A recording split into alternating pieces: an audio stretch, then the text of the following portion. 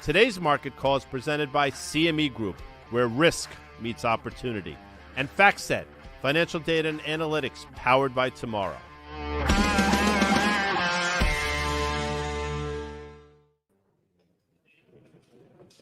We are here in South Beach at the Convention Center. Now, we're doing a little early today, Dan, because we're going to go see Porter, Vinny, Danny Moses, Steve Eisman, and Melissa Lee of Big Short fame. Do a panel. So we're excited about that. But this is Market Call a little early. So thanks for indulging us, folks. And there's a lot to talk about, and we're going to try to keep it tight today. But, you know, we're getting a rebound in the market today, which makes sense, Dan. What I found the most interesting, and there are a lot of things interesting, we had a VIX yesterday that traded, I think, 23 and change-ish. Had the VIX come all the way back down. So as we've been saying for a while, these volatility moves have effectively been one-day events. Now, we'll see how long that lasts, but this has all been sort of part of a theme over the last year and a half. Yeah, no doubt. And so some of that volatility to the downside, I think, caught a lot of investors by surprise. When you think about where we are here, Guy, we're at the iConnections Global Alts Conference. There are 1,000 fund managers here. These are all folks who sit there and they stare at their FactSet machines all day long. They make investment decisions. So a lot of them being down here, it was kind of funny. There was an interesting vibe, like hearing about a bout of volatility from a piece of fundamental information. We haven't had that in a while. The last piece of downward volatility that we had was early August, right? It's like something kind of macro-y. August 5th was a macro thing. The August 5th move was all in the back of what was going on in Japan. If you remember, there was a huge move in dollar-yen, this de-risking that came on the back of the yen unwind, the yen carry unwind trade. Then again on December 18th, again on December 27th to a lesser degree, and then obviously yesterday. Now, it's going to be interesting to see how long this lasts, but here's the bounce. And again, there are 5,000 or so people at this conference. This is a huge convention center. And we're excited to be here, but we're talking to a lot of people about, obviously, what's transpired over the last 24 hours. So let's look at our first chart. It's the E-minis, and this sort of speaks to that uptrend that we had drawn for a while, was broken to the downside. As I said, December 18th, the subsequent bounce got us back to that uptrend line, and we have seemingly failed. Now, obviously, we're bouncing today, and in full disclosure, the S&P is still within 1.5% of an all-time high. But that trend line, which was broken, retested to the upside, is now really in play in terms of what does it all mean. Yeah, so these NASDAQ E-minis, so that's the NASDAQ 100, we know heavily weighted to that fateful 8, right? At least 50% of the weight. And I think, Guy, you know, that trend line that you talked about, it was great support on the upside. Now it becomes resistance. Look exactly where we failed a couple days ago here. So again, you know, the NASDAQ from its highs acted much worse than the S&P E-minis to the downside. So this is kind of no man's land, Guy. What do you call it when you have a big range like yesterday and you have an inside move right now? Yeah, well, that's what we have right now. We have this inside move, which actually makes a lot of sense. And then there's going to be some reconciliation. You know, yesterday can't be discounted. The amount of damage was done. Just think about this for a second. Nvidia, and we talked about it, but at day's end yesterday, lost almost, maybe north of $600 billion in market cap. So just think about how many companies are that big in the first place. And the fact that the market did that kind of damage, I think it's going to be far-reaching. Now, it's a one-day event in terms of today's lens, but I think we're going to look back 3-6 months and say that day that Nvidia sold off was really a change in sort of narrative for the broader market. Yeah, I guess what I took away from yesterday is that, so you have this news. I think there's a lot of like sort of tech normies out there who probably were not tracking tech normies. Yeah, the people who are not digging in so hard on a day-to-day basis, right? They're long Nvidia because either they have to be through passive investing because they keep hearing on CNBC and every podcast they listen to that this is the major way to play generative AI. They're not digging into what the technology is. They don't, and I don't mean to sound condescending or critical by any means. My point is they don't probably have a great sense of history, right? When they're thinking about these big secular trends. When you get it this concentrated in one name, right, where they have all of the supply, the thing that's driving, right, the secular trend, and then you have customer concentration that what they had, if you think about Microsoft, Amazon, Google, Meta, XAI, 50% of the revenues, it's not going to take much of a fundamental headline to kind of shake investors out, especially after it's had this run from $200 billion in market cap 3 years ago to $3.5 trillion yesterday. Well, what's interesting, and you sort of alluded to it, the notion that there are a lot of investing tourists in the space. Yeah. What does that mean? It's not, by the way, that's not derogatory in any derogatory. way. I mean, if you think about when energy was hot, when biotech was hot, you know, there are a lot of people just sort of chasing, and we call them tourists because they're not necessarily all that well versed in the space. They don't need to be, quite frankly. They're chasing performance. They're chasing like performance. A theme, especially in a market that, if you think about since the 2022 bear market, you know, without secular technology shift into generative AI, which again, it took a little while to get going. The real aha moment was that May 2023 quarter that Nvidia reported, where the guide was like, what, 50% above expectations, and that was it. It was off to the races. And then folks started saying, okay, who are going to be the beneficiaries? Who are the buyers of this technology? Who are going to have early advantages? Who are going to end up having big moats, right, relative to their competition? So that got it all going through 23, 24. At some point, there has to be a digestion phase for all of this spending. And I think that's the thing that this DeepSeek data made a lot of investors start to think, why did we have this multiple expansion based on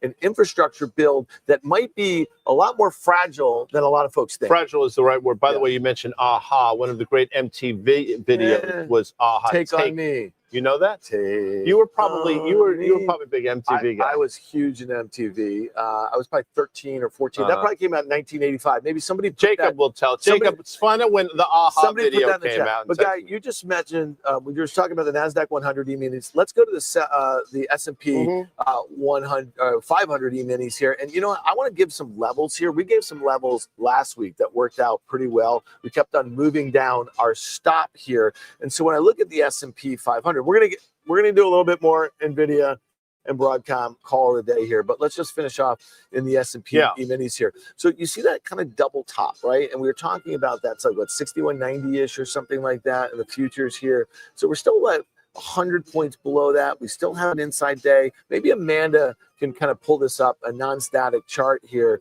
and we can show you exactly what that means. So yesterday had this huge range. We closed on the lows. We opened up here. We're trading towards the high of the day, but we still haven't taken out yesterday's high, which was actually the opening of the day. And that's why that's a significant technical level. I think so. And, you know, we could draw a similar trend line from that August low. You see the uptrend that was broken, the subsequent sell-off, the rally back, which we recently saw, and then obviously the sell-off yesterday. So, you know, I look at this, and we've talked to Carter Worth about this. To me, you know, the fact that we bounced the way we did, but basically failed at that uptrend line, I think it's concerning. Now, this all could change in a week. We've been talking about new highs, but you're trading the here and now, and the here and now suggests today is a typically normal reaction. We'll see how we close, and then obviously we'll see what happens into the end of the week when we have earnings from Apple and Microsoft and a lot of these people. Yeah, and so they get started tomorrow. We had a Fed meeting tomorrow. You know, with the last really big bout of volatility that we saw was December 18th after that Fed meeting, when I guess they gave a bit more of a hawkish sort of view than they had been giving for the rest of the fall. Guys, let's just kind of think about some levels here really quickly. So if we kind of want to zoom this chart out a little bit, let's do like a 6 month or so. We can see that we made a very, very incremental new high that was about 4 trading days ago. Then you had in the S&P, you had, if you're looking at the bar, to the left side, that was the opening. That was basically the high of the day, and then we kind of traded off pretty hard. But the S&P had a bit of rally. It was kind of seeing money flow in that was coming out of the NASDAQ. So the idea, if you were looking to sell this rally, would you kind of wait to see if we could fill in that gap a little bit from yesterday morning? That small little gap that was created, yeah, you can play that game without question. I mean, listen, I think the stop is self-explanatory. The stop is a close above these prior double tops, whatever that number is, and you probably have it right in front of you. Well, I would do 2 things. Okay, if I was trading this guy, I would look at the close, okay, on Friday afternoon. That was about 61.27. Fair enough. And I would say, so that would be getting in that gap fill, and maybe you try to get through there, and then you're not far away from that prior all-time high. But if it fails there, that's kind of a good level. I think you set that stop at 61.27-ish if you're selling here at 60.88 or so, and you're really looking to play for yesterday's low. Guy, if not more. Yeah, I mean, so in the near term. Yeah, in the near term. So let's call it 61.30 just to sort of round up. Yep. And you're looking, again, the potential for this to trade to the 150-day moving average, I think, given what we've seen over the last couple trading days, is you know, I think there's a decent probability of it. And, you know, the fact that the VIX actually came off today hard is actually, if you'd want to try to trade things from the bearish side of things, is actually probably a good thing. You're getting another bite at the apple here, I guess. Yeah, and this is not going to surprise most folks, but some of the big bulls on Nvidia and Broadcom, they came out this morning. Let's look at the call of the day from Morgan Stanley. You knew yesterday there were going to be some defenders of this name without question, and saying that, you know, this actually works to Nvidia's benefit and all those things. And listen, there may be some truth to that. Here's my concern, and we could talk about the call of the day, but real quick, I think what we saw yesterday, the news basically showed us a glimpse of what is going to come in terms of competition coming and people being able to do more with less. The spend by definition is going to be less. You need less chips. That all speaks to demand, and it all speaks to margin, something you've been talking about forever. This is sort of the first salvo in terms of things we've been waiting for to happen are actually now happening. So what I've said, and I think you agree with this, those 70% margins that Nvidia enjoys, they're not going to enjoy it in perpetuity.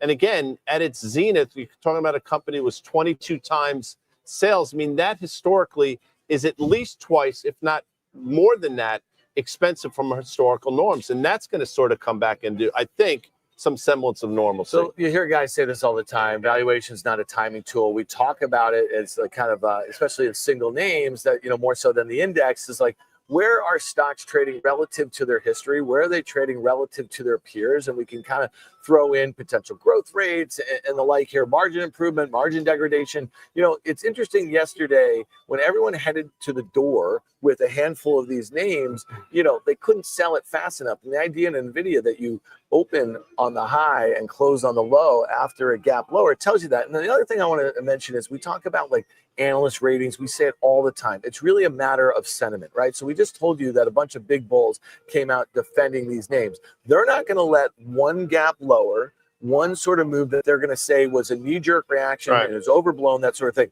But, you know, Nvidia has 78 analysts who cover the stock, 70 of them rated a buy, okay, with 173 average price target.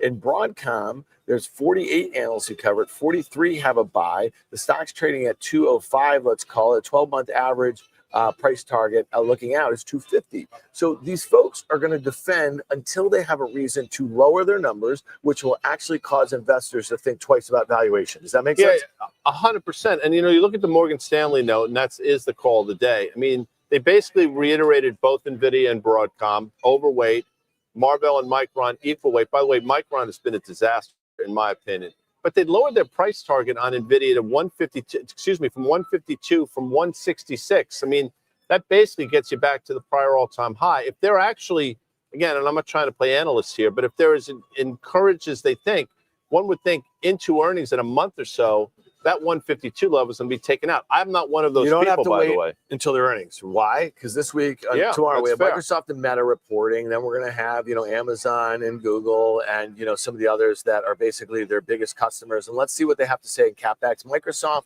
and Meta have already given us some CapEx guidance, 65 billion at least for Meta, 80 billion, that's this year for Microsoft. Let's see if the commentary in and around that on their conference calls change a little bit. Guy, before we move on for the call of the day, let's look at the Nvidia chart here, because you look at that 150-day, it serves at that uptrend line. We gapped below it, right to it. And then here we are, we traded a little bit lower after the opening. It's trying to put together a little bit of a rally. It's up 6% after being down 17%, that sort of thing.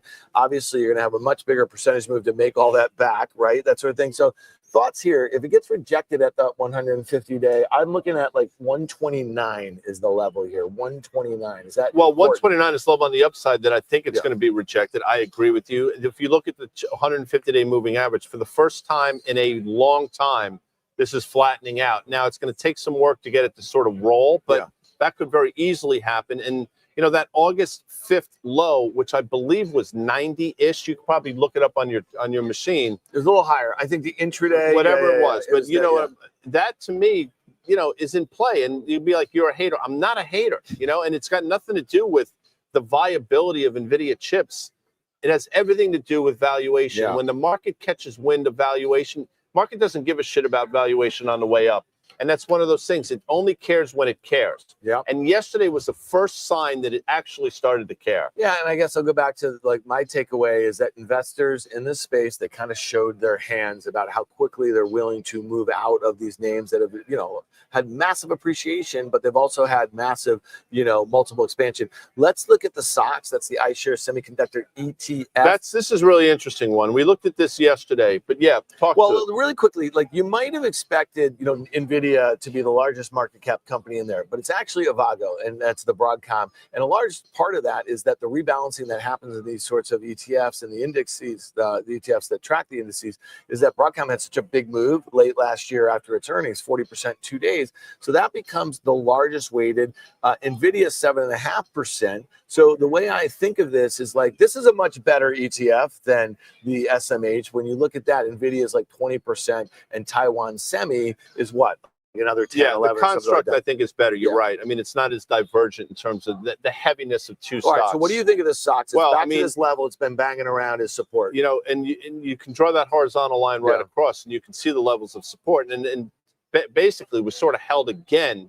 But you wonder, like, again, the 150 is now clearly trending lower, and Carter Worth would speak to this. So trend has been changed. Yeah. This is just me. I just think it's a matter of time before we start to see a rollover in a pretty meaningful way. And, you could get down to levels that nobody deems possible vis-a-vis all the excitement around these names. But, Broadcom, a name that we've loved forever, that move we saw on December 18th, I think, that took it from a reasonably priced stock to a very expensive stock. That gave almost the entirety of the move back yesterday. There are a lot of things to be concerned about. And forget about you're excited about Nvidia, that's fine. Qualcomm has their own issues. Clearly, AMD has issues. And some of these other names that are comprised of stocks are challenged. So, AMD, label me a bear here. No, you mentioned this yesterday, AMD making new 52-week lows. The whole story about AMD is that they were going to have eventually a competitive chip to NVIDIA's Hopper, Blackwell, that sort of thing. It's never materialized. Lisa Su, the CEO there, all of last year kept on talking about an increasingly large TAM, and they were going to take that's the total addressable market, and they were going to take a greater sort of piece of that. Well, good luck with that. Look at how Micron's trading, that sort of thing. That was a story about memory is going to go into these servers. They're going to train these models. If the DeepSeek stuff is real, the story of the servers, the components that go into the data centers, that's what all the build has been. I just don't buy it right now. I just want to say, about the NVIDIA situation as it relates to DeepSeek. This could go one of two ways, by the way. And I had a great podcast with Gene Munster of Deepwater Asset Management. Check it out. It's in the podcast stores. It dropped this morning. He and I went back and forth with this. If China is backing DeepSeek, if they actually have created a better mousetrap from a performance standpoint, from a compute standpoint, and from a power standpoint, then you have to ask yourself, do the large infrastructure players here, the hyperscalers who've been spending tens of billions, if not hundreds of billions, do they actually have to step it up because they don't have the models that run? You know what I mean? So does CapEx actually start to increase to kind of better catch up with them and then create new moats? Well, if that's the case, the market's not going to like that. I don't. That's just my opinion, and we'll see. Who does like this? I think is probably some of these software stocks. They sort of win to this, but that's probably for another conversation. Couple questions, real quick. This is from Texas Ryan. I love that name. That's Texas Ryan. good. If that's his given name. Good for his parents 100%. or her parents. What's with all the buying on Apple the last 2 days? Well, we sort of addressed it. If you look at where we traded down to, and this is not revisionist history, we said it a couple market calls ago that 220 level was huge support and we should bounce. It did. Then on top of that, Apple yesterday was a huge flight to quality, perceived quality on the back of the sell-off. Makes sense. Now people are squaring up ahead of earnings on Thursday, which sort of makes the setup to me rather tenuous. Gene Munster, the aforementioned, was on one of the shows this morning. He loves Apple into the print. I'm not as confident. The bounce makes sense given the levels, but if you're asking me, I think it's going to be somewhat short-lived. Yeah, I think the reason why it traded so well yesterday also is that this is a company that has not made huge investments in building out AI infrastructure for a large language model. And so part of the narrative when they launched Apple Intelligence in June was that this is a technology that's going to be integrated into Siri. It's going to make Siri that much better as it relates to, their ability to do things on the phone, right? The sort of things that are kind of moving in and out of your different applications. It's like you book a table on Open Table, and it fits it into your calendar. It sends you a map about where to go to. It's doing that all in the background. Well, they didn't spend tons of billions of dollars to build that technology. They were talking about using OpenAI's technology and not even paying for it. So I think a lot of folks say, you know what? These guys haven't wasted a whole heck of a lot of money doing what Meta and, you know, Amazon, Google, and the like here. You mentioned, what was that thing you just said? The Siri? No. When you make reservations. Oh, the Open Table. So I'm sure there are people that use that, and then most people use it, Guy. So you hit like what day you want to go. No. So people do what I do, and I'm not even effing around right now. Like, they don't call the restaurant. Hold on. By the and way, say, hey, can you fit me in on Thursday night? 2 people, 7 o'clock. Restaurants? And then I say, okay, by the way, what's your address? Listen, people. Do you know how many restaurants? People don't do that anymore. They don't even have like reservation lines. So many of them. They basically say, go to Razzie or Open Table or 7 Rooms to book your thing. It's Bullshit. that much more. There's got to be a number to call. I'll give you a number of examples. Don't you like speaking? Hey, how are you? No, they don't want to talk to you. It's about efficiency, Guy. So the point is about they want to talk to me. No, I know they want to talk to me, because when I call them, say, how are you? Yeah, and they say, great. What do you want? So the Apple. I don't know. Listen. This obviously is not. And the guys are. You should laugh. The guys are laughing over there because I'm a dinosaur. I get it. Yes. But you understand, like, this is the problem with society. Yeah, you're a dinosaur. The society. Nobody talks anymore. Like, I waved to people. Like, there was a guy that just walked by. I waved him. A guy I worked with at Goldman Sachs. Well, I sent him a text. Please continue. Right. We should look at IGV, because this actually is but interesting. real quickly, let's finish up on the Apple. So the report Thursday after they closed. Implied move has actually moved up, Guy. We were talking about it's like 3.75%. This about a week ago. You asked me what you thought the implied move was. 3.75%. Now it's about 4.3%. That doesn't really matter. The stock has not been a huge mover on earnings. The one thing I'll say is that China is a huge issue for them. There was a report out by some third-party data, provider suggesting that China, which is what percent of their sales, Guy? You tell me. I think it's 18. Yeah, that's what you said yesterday. Yeah. So 18%, expected to be down 18% year over year. iPhones did not grow last year globally. They were flat, while Android phones grow like 3% or so. Apple is losing market share in China. One of the big reasons is that some of the local manufacturers, Huawei, Oppo, there's a few others, they actually have AI features built into their phones. They also have WeChat, which is this super app. So I think a lot of Chinese consumers, they might move into some nationalistic tendencies about the products in which they buy. They can buy a cheaper phone with software on those devices that fit behind China's paywall or firewall, as they call it. And maybe that's how this plays out. So let's see on Thursday what Tim Cook has to say about China, because I think that's going to be a big driver for the stock. No question about it. You see, he's trying. I mean, he's clearly trying to curry favor there, and it makes a lot of sense. We'll see. Can we take a question? Yeah. What platform do I use for my music? The Spotify. 900 songs. It's not, he calls it a playlist. It's basically his music library. But this guy, first of all, the fact that you don't still use 8 tracks, I would if I could. No, I absolutely would. Right. I mean, it's nothing better than getting in like your car with the 8 tracks stacked. Yeah. And just putting in, like, let's just say a Van Halen. Yeah. Which, by the way, no. Okay. Dive Her Down. You're embarrassing Dive Her Down. It was probably the last 84 is a shitty album. Dive Her Down. Yeah. Van Halen 1, 2, Dive Her Down. I mean, what? We got some DH fans over here. Like a little bit. I don't think people realize. He's just laughing because he's never heard of Van Halen. You've heard of Van Halen. Of course he has.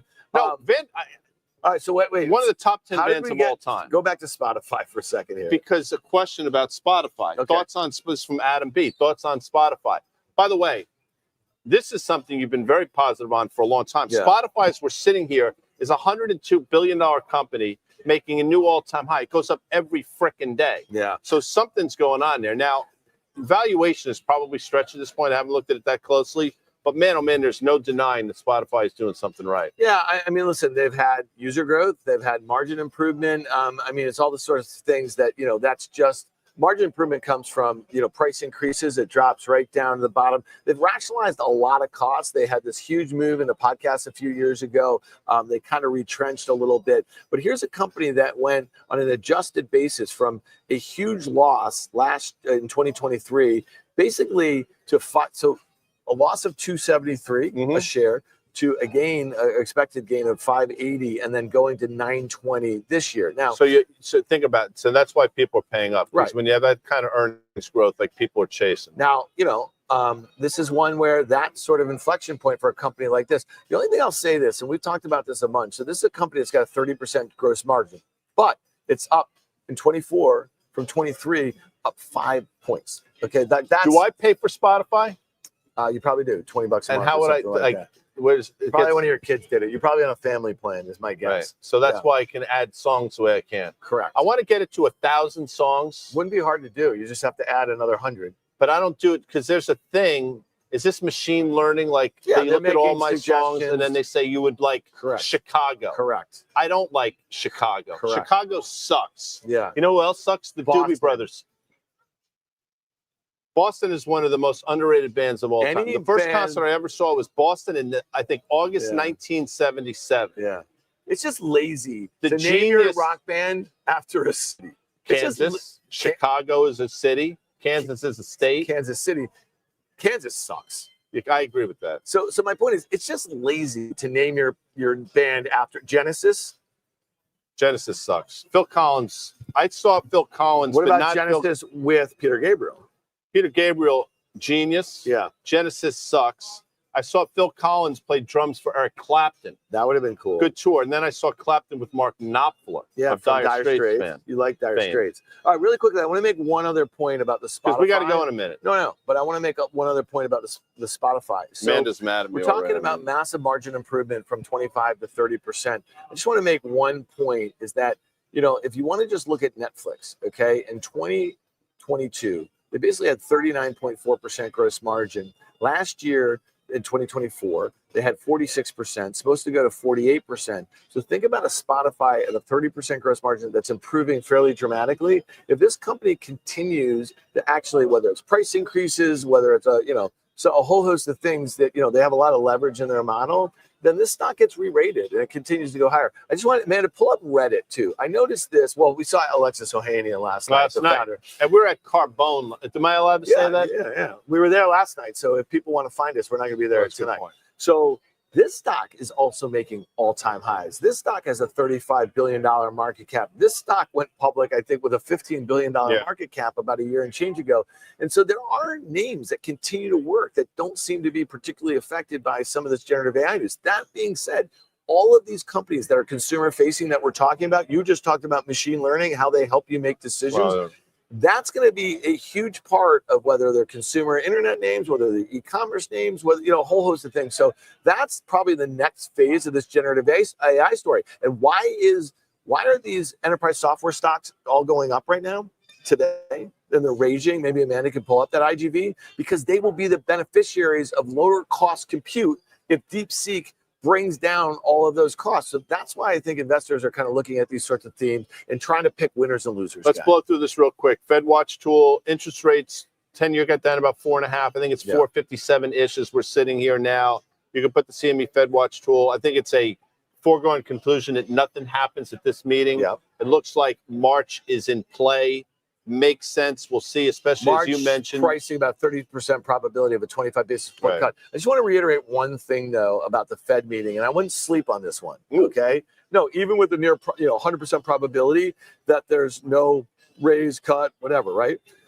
They're going to get a lot of questions about tariffs. They're going to get a lot of questions about trade. They're going to get a lot of uncertain economic policy, right? I don't know. Have we heard a peep out of Scott Bessent, the new Treasury Secretary, yet about the things that he favors or not? He's going to get questions about that.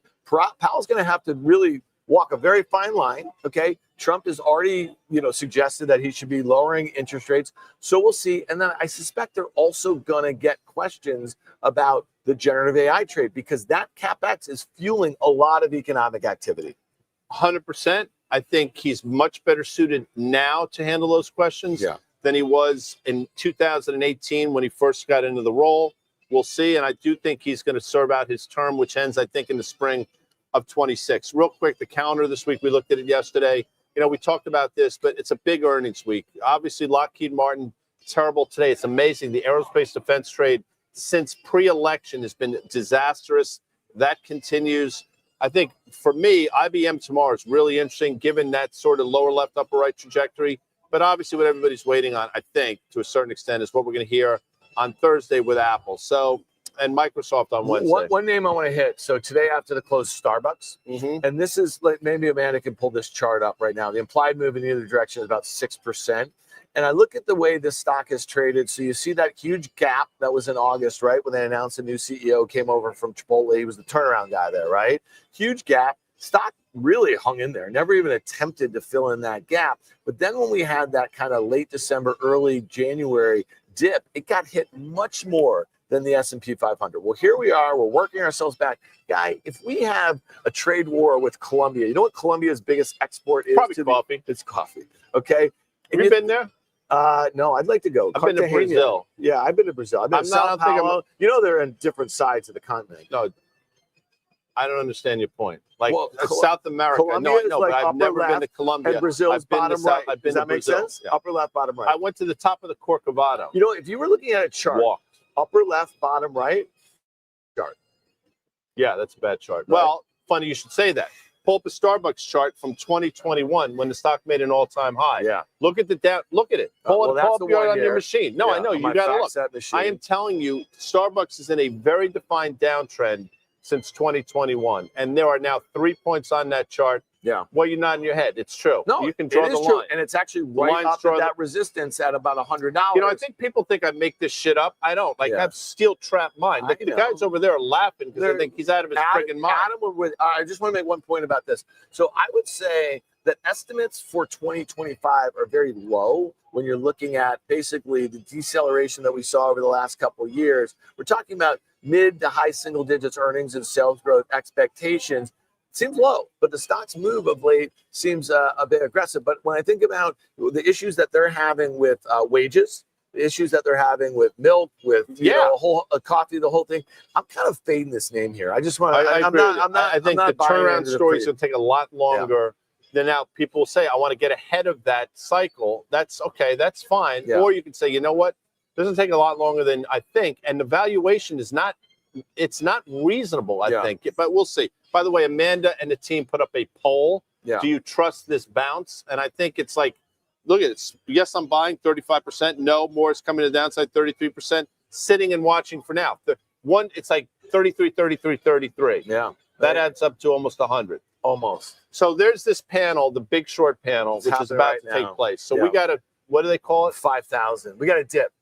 Yeah, because I'm going to heckle Melissa. So here's the deal. We're going to be right back here tomorrow at 1 o'clock. Same space, same energy, same guy Adami, same Dan Nathan. I shaved for today. You know what we have tomorrow? So this is going to be the pre-Fed one. Liz Young-Thomas from SoFi is going to be with us. We're going to cover all things Fed. We're going to hit some of the earnings that are coming out after the close. And by the way, if you want to see how Carter was charting some of the names in the semi space that we've talked about today, go to yesterday's. It's right near you guys. If you're on the YouTube here, yesterday's market call, because I think you did a lot of good work on the QQQ and some of these semi names. So, Guy, let's take it out. Hold on. Can you pan with this camera? I mean, look at the crew we have. I don't know. No, it's. No, I mean, they can't pan. They can't pan. I mean, he panned his head, but not the camera. But we have like 5 guys sitting like. They're amazing. They have like Yamaha DX7s. They have soundboards and shit. Just to let everyone know what's going on. We're at the iConnections Global. It's like a Leonard Skinner concert. There's like 5,000 people here. These guys have set up this amazing podcast situation. They're interviewing people all day long. This is badass. We get to use it. We appreciate all the help here. You guys have been amazing. Hopefully it looks really good. Thanks a lot, guys. I mean, I can't get over this stuff. Okay. I'm going to go and hit some buttons. Guy, thanks a lot, everybody. We'll see you tomorrow. Bye-bye.